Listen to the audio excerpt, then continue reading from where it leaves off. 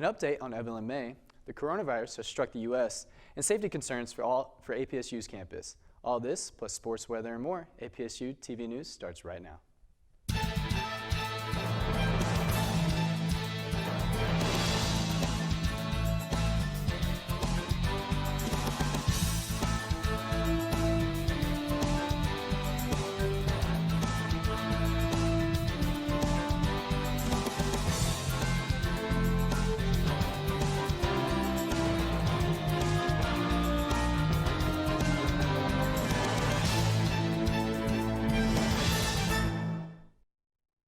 Welcome to your APSU-TV News Weekend Update. It's Friday, February 28th, 2020. I'm Dakota Stansfield. And I'm Caitlin Black.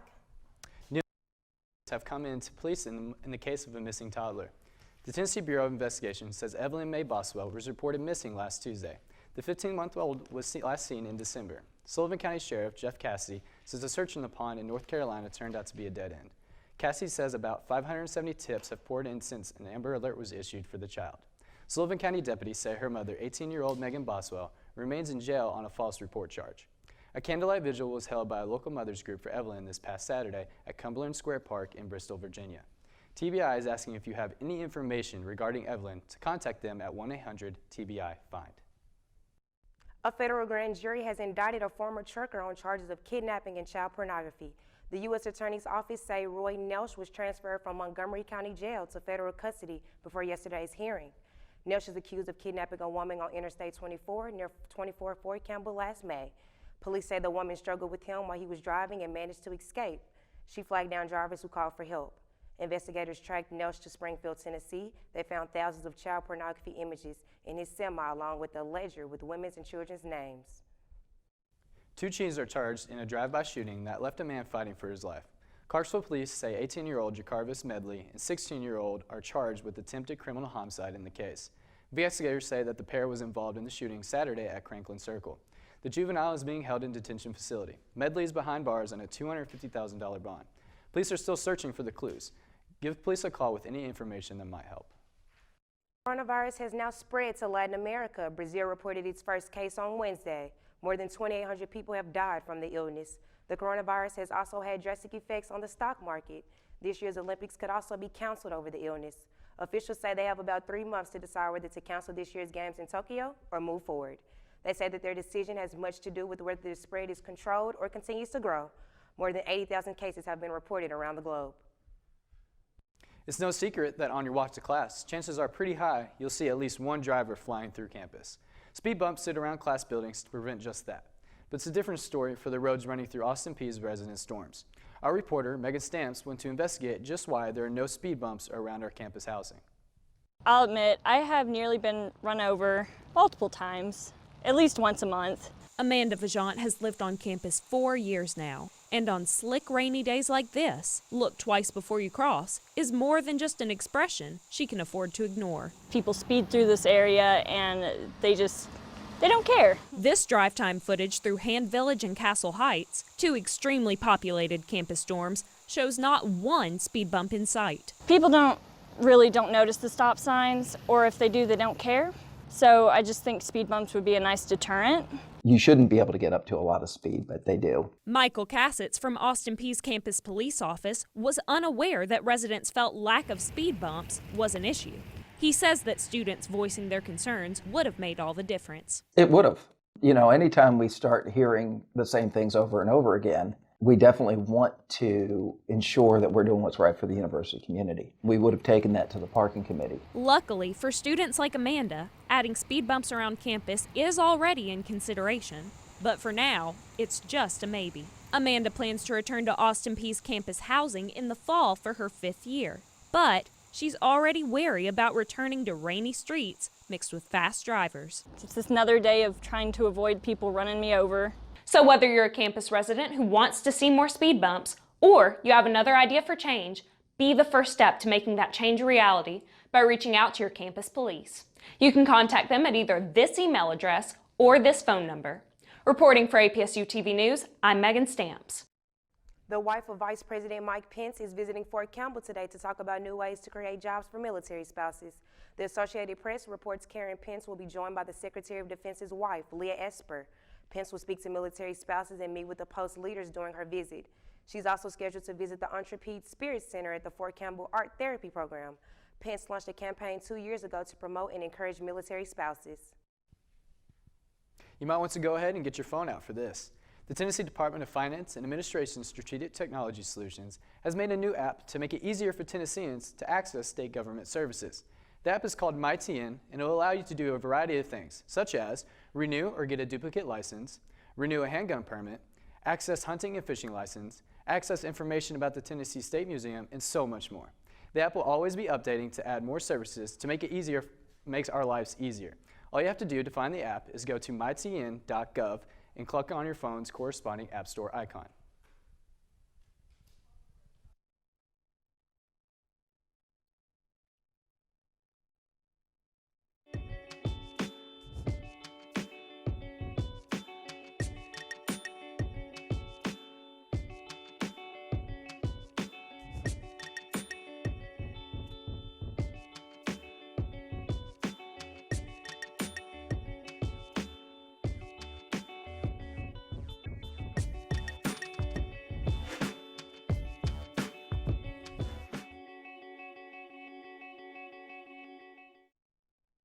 Parked far, far away from your class? Well, you could walk the whole way, or you could use the Peay pickup. It's a free ride around campus for APSU students, faculty, and staff. You can ride the trolley from 7:30 in the morning until 4:30 in the afternoon, Monday through Friday. For more information, go to apsu.edu/SGA. A campus and community reminder from the Voice of Austin Peay, Clarksville's 91.9 FM.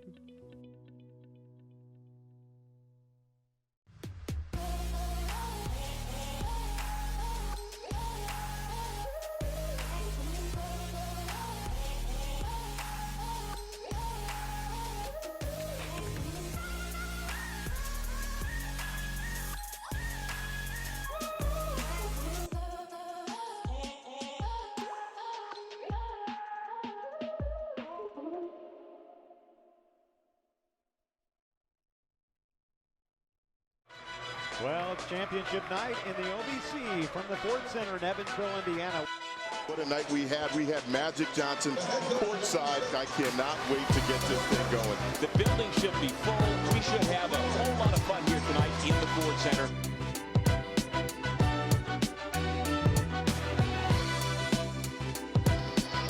This will be the first conference punching a ticket into the big dance. Welcome back to APSU-TV News. I'm Kyron Harvey with your Political Corner. Child abuse and endangerment charges have been dismissed in the case of two Rutherford County educators. Walter Hill Elementary Principal Helen Campbell and teacher Bonnie Marler were accused of allegedly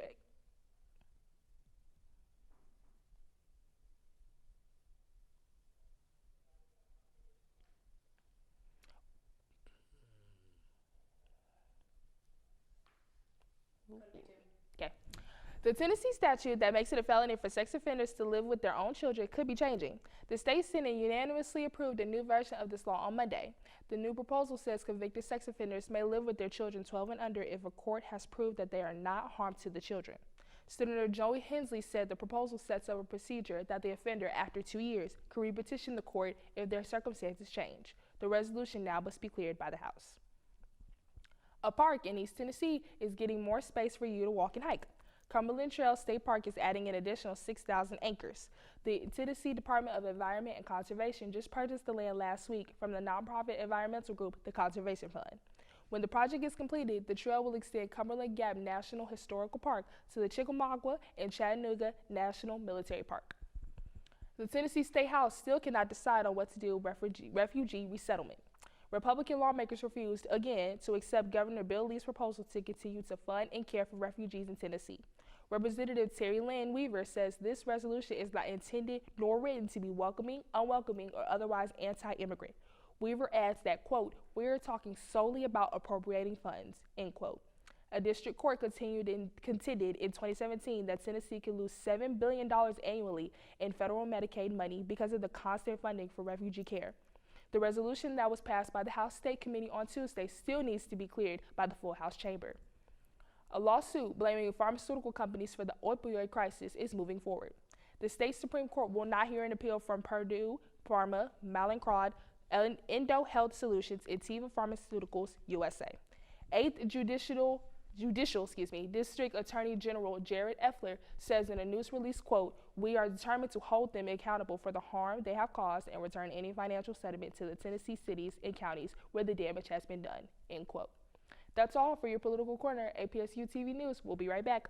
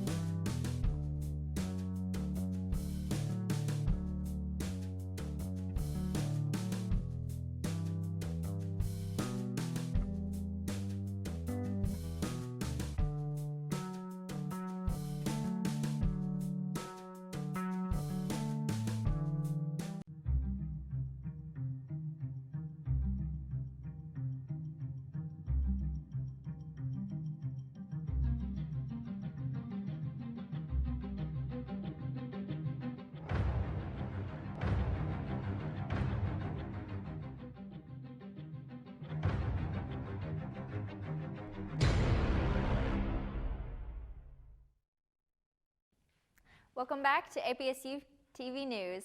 I'm Emily Walden with your local weather. So we're first going to take a look at our current national temperatures. In New York is at 37 degrees, Chicago is at 27 degrees, Atlanta is at 50 degrees, Dallas is at 59 degrees, Denver is at 55 degrees, Los Angeles at 82 degrees, and Seattle is at 48 degrees. Now for the highs today in Tennessee.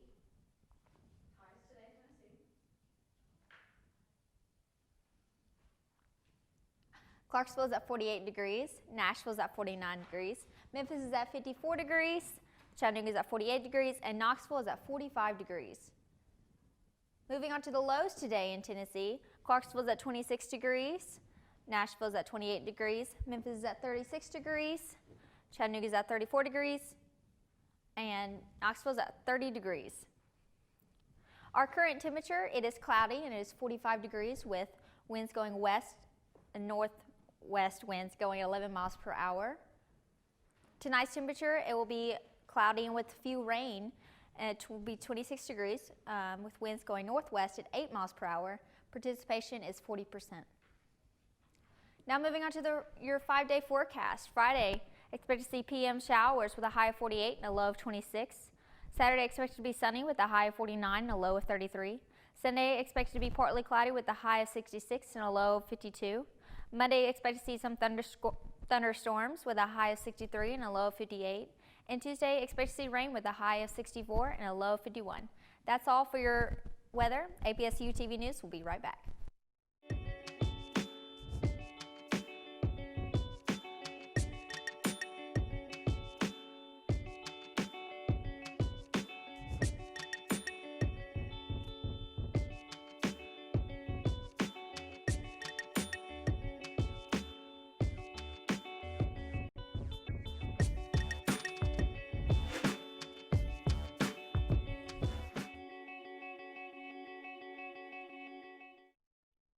Parked far, far away from your class? Well, you could walk the whole way, or you could use the Peay pickup. It's a free ride around campus for APSU students, faculty, and staff. You can ride the trolley from 7:30 in the morning until 4:30 in the afternoon, Monday through Friday. For more information, go to apsu.edu/SGA. A campus and community reminder from the Voice of Austin Peay, Clarksville's 91.9 FM.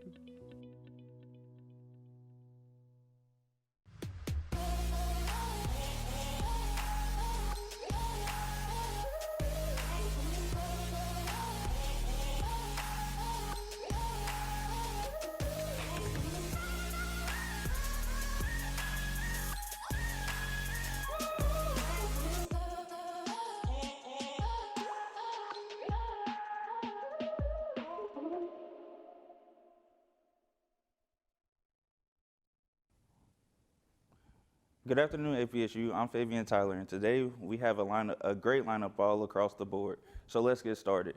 On to what's going on nationally.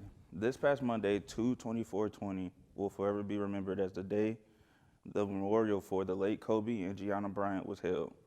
The NBA legend, his daughter, and the 7 other victims that passed away during the crash were honored. Also in news around the association, Kyrie Irving has decided to forego the rest of this NBA season to have shoulder surgery on a nagging injury.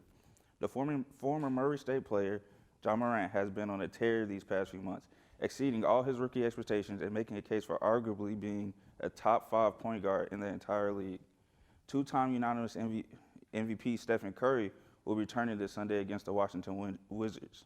Steph Curry hasn't played a game since October 30th, 2019, after suffering a broken left hand in a game against the Phoenix Suns. Austin Peay's men's basketball team has a record of 19-10 going into their final games of the regular season. On their most recent road trip, they split and ended up going 1-1. Austin Peay cruised to a victory over SIUE. However, the next one wasn't so easy. A tight, tough, and hard-fought OT thriller that unfortunately was too much for the Governors, and Austin Peay came up slightly short, being edged out 83-80 by Eastern Illinois. During the loss, Austin Peay's star tandem Terry Taylor and Jordan Adams combined for a whopping 57 points and still fell short. Yesterday, they had Morehead State on the menu. 67-58 was the final score, and Austin Peay enjoyed that sweet victory. Despite their last loss, Austin Peay is still in the first place tie with Murray State, their biggest rivals. With only 2 games left in the season, it looks like these two powerhouses are on a collision course towards a battle for the #1 seed. On their final game in Murray tomorrow night at 7, this will be the last game before tournament play. On to women's basketball, the Lady Govs also faced off against SIUE and Eastern Illinois. Just like the men's team, they beat SIUE and took a loss by a slim margin to Eastern Illinois. The score for the SIUE game was a lopsided victory, 79-62, and for the Eastern Illinois game, a close loss, 72-73. The Lady Govs have an above 500 record at 16-11, and a conference record of now 8-9, with one final contest left. They'll definitely be looking to even up their conference record to place them at an even 500 for the regular season. Women's golf. On to women's golf. Austin Peay's ladies golf team has a tournament this weekend in Kiowa Island, South Carolina. They will be participating in the Kiowa Classic from March 1st to March 3rd. APSU-TV news anchor and only senior on the golf team, Megan Stamps, will be participating in this event. So if you see her or anyone else on campus on the golf team, wish them a good luck. But that's all the time we have for sports today. We'll be right back with the rest of your APSU-TV news after this commercial break. Well, it's championship night in the OVC from the Ford Center in Evansville, Indiana. What a night we had. We had Magic Johnson courtside. I cannot wait to get this thing going. The building should be full. We should have a whole lot of fun here tonight in the Ford Center.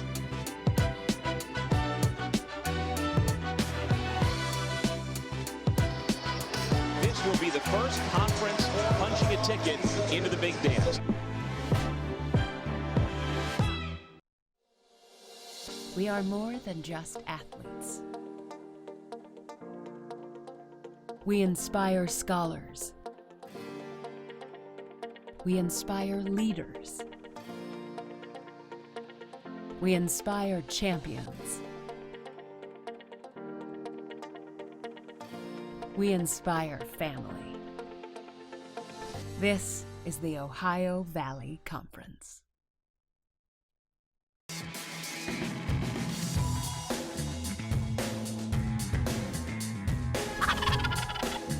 What did I say?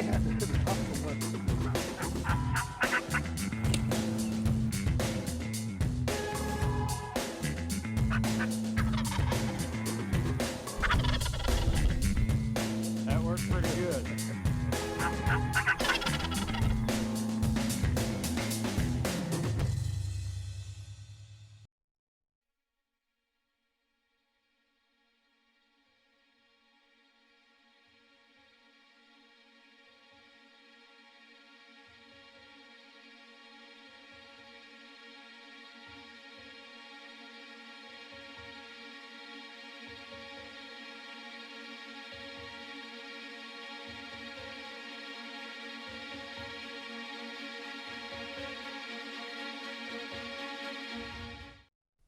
Last weekend, Austin Peay held their annual polar plunge at the Foy Fitness Center's pool. APSU-TV news reporter Karina Lavoie got to go check it out. Last week at Austin Peay, people jumped into a pool to raise money for a special cause. We're at the Clarksville Polar Plunge, which is going to be really fun and exciting. What are you guys raising? We are raising money for Special Olympics, the Clarksville area of Special Olympics. There's a lot of people going in a bunch of costumes. There's onesies. I know the police officers are wearing their whole uniform. Me and my sisters are just wearing our letters because we didn't want to dress up, but it sounds like a lot of fun. We're going to be jumping into a freezing cold pool. Everyone who decided to take the plunge either paid $30 to $50 depending on if they are students here at Austin Peay, with all proceeds going to the Special Olympics. Although people were a bit hesitant at first to jump into the pool, they were definitely freezing for a reason. The goal is to just raise awareness to Special Olympics and raise money for them. They're our national philanthropy, so this is what we live for. I'm Karina Lavoie, and you're watching APSU-TV News. Wow, what a cool way to raise money.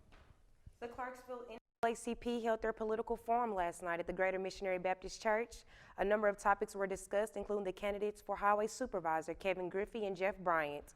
The Super Tuesday primary election that will take place on March 3rd was also discussed. For more information on last evening's meeting, visit naacpclarksville.org. Butterfly Moments, Inc. will be on campus today for their new project called Project Cocoon Bags, which helps women who are released from jail. They need donations for their bags and will be accepting them in the UC next to the cafe at 1 p.m. They are taking donations of shirts and pants of all sizes, unused underwear of all sizes, socks of all sizes, $5 restaurant gift cards, and travel-sized toiletries. These bags will help the women get back on their feet and start a new life. If you have any of these things to donate, they would greatly appreciate it. The Clarksville Police Department is asking for your input on how they can make their job better. They are scheduled for an on-site reaccreditation assessment during the week of March 23rd. Part of the assessment allows members of the community and agency employees to come to a session Tuesday, March 24th to offer comments on how the department can improve. The session will be held at the City Council chambers located at 106 Public Square at 5 in the evening. You can also give your comments over the phone. Call the assessment team on Wednesday, March 24th between 1 and 3 in the afternoon at 931-614-5702. You might feel like you're struggling with this whole adulting thing. The Tennessee Department of Commerce and Insurance is hosting an event called #Adulting this Tuesday at Einstein's at noon. Specifically, one of the main topics will be how to handle a car accident and not freak out. So whether you have been an adult for a whole 5 minutes or an adult for 5 years, head on over to Einstein's to learn more about how adulting works. Plus, if you go to the event, you will receive bonus content and a free gift. However, the event will be live on Instagram at APSU-SLE. Meharry Medical College is hosting its inaugural Women's Health Day Summit tomorrow. The event kicks off at 8:30 in the morning at the Cal Turner Family Center. The summit is free and open to the public. It is held to acknowledge and honor the social, economic, cultural, and political achievements of women in Nashville's healthcare industry. The keynote speaker is renowned singer and songwriter Alice Randall. An Austin Peay student has launched his own cosmetics business. Malik Taylor is the CEO of A Look Beauty. Taylor explained to me how he makes all of his products out of his own dorm room. Here's more on what Taylor had to say.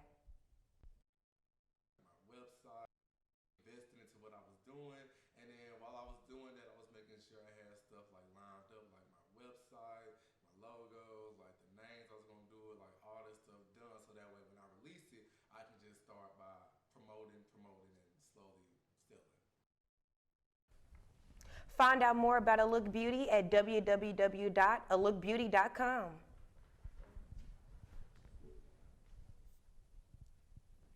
So, that was pretty cool to hear about that Look Beauty thing. Oh yeah, it's pretty good. I actually have a few myself. Yeah, nice. Heck yeah. When did you get it started up? Well, I think he started about 2 months ago, and then it's kind of just like blown up from there. But yeah, it's pretty cool. He's also offering like different types of body products and stuff like that. That's super cool. Yeah. So midterms are coming up. You excited about those? I am, but at the same time, I'm not. Just, you know. Yeah. And then we got spring break after that. So what are you doing for spring break? Nothing. I'll probably be catching up on rest. What about you? I will actually be going on a missions trip with my ministry group that I'm a part of. So that sounds great. That should be pretty fun. Yeah. Yeah, exactly. Well, that's all the time we have for today. Be sure to join us in the interaction by liking us on Facebook at APSU-TV Clarksville. And Instagram at APSU_TV. Thanks for watching another edition of your Gov News Update. And happy Friday. And as always, let's go Peay.